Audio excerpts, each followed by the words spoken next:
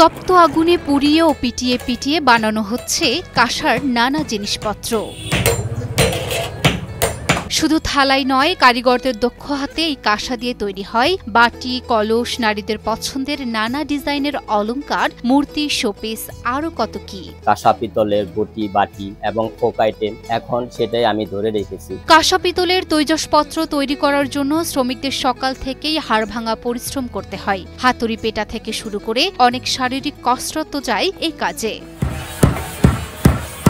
এক ধরনের উন্নত টিন এবং তামার সংমিশ্রণে কাঁসা তৈরি করা হয়। এরপর বিভিন্ন ধাপ পেরিয়ে তৈরি করা হয় কাঁসার নানান জিনিস।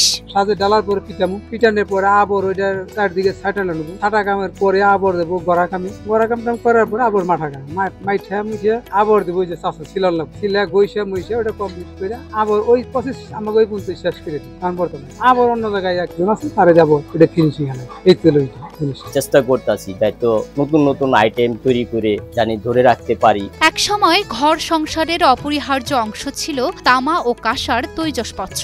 রান্নাঘর থেকে শুরু করে ধর্মীয় আচার অনুষ্ঠান প্রতিটি ক্ষেত্রেই ছিল কাঁসা পণ্যের ব্যাপক ব্যবহার। বংশ পরম্পরায় চলছে এই ব্যবসা। এটা আমাদের পূর্বপুরুষরা করে আসতেছে, আমরাও তো 50 বছর ধরে চলতেছি ব্যবসায়িক বাপদাদারাও করে গেছে। তবে বর্তমানে এর বাজার দখল করে নিচ্ছে মেলামাইন ও স্টিলের পণ্য। প্লাস্টিক, মেলামাইন সহ বিভিন্ন সামগ্রীর ব্যবহার বৃদ্ধি পাওয়ায় কাঁসা শিল্প এখন নড়বড়ে।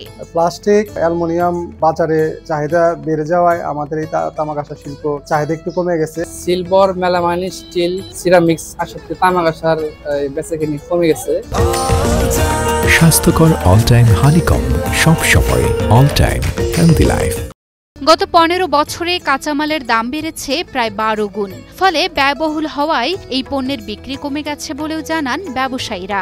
এই তামা কাঁসা শিল্পের কাঁচামাল খুব ব্যয়বহুল, এর জন্য মানুষ এটার প্রতি আকৃষ্ট কম। বর্তমানে যেন কাঁসা শিল্পের সুদিন ফুরিয়েছে। বিলুপ্ত প্রায় এই শিল্পের অনেক কারিগরই অন্য পেশায় চলে গেছেন। ফলে কাঁসার কারিগর আর তেমন গড়ে উঠছে না। তারপরও অনেকেই বাপদাদার এই পেশা আঁকড়ে ধরে রেখেছেন।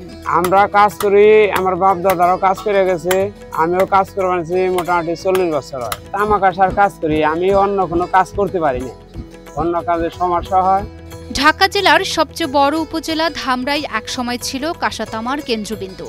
এখন শুধু শাঁখারীবাজার, ইসলামপুর আর মিডফোর্ডে গুটি কয়েক পরিবার এ পেশায় টিকে আছেন। আগে প্রচুর কাজ আছিল, ঘরে ঘরে কারখানা ছিল, এখন বর্তমানে কারখানা নাই, কাজের পরিস্থিতি খারাপ অবস্থায় আছে। তামা ও কাঁসার ঐতিহ্য ছিল আমাদের সংস্কৃতির গর্ব, আজ তা হারিয়ে যাচ্ছে। তবে সচেতনতা আর সহায়তা থাকলে হয়তো আবারও জেগে উঠতে পারে এই শিল্প।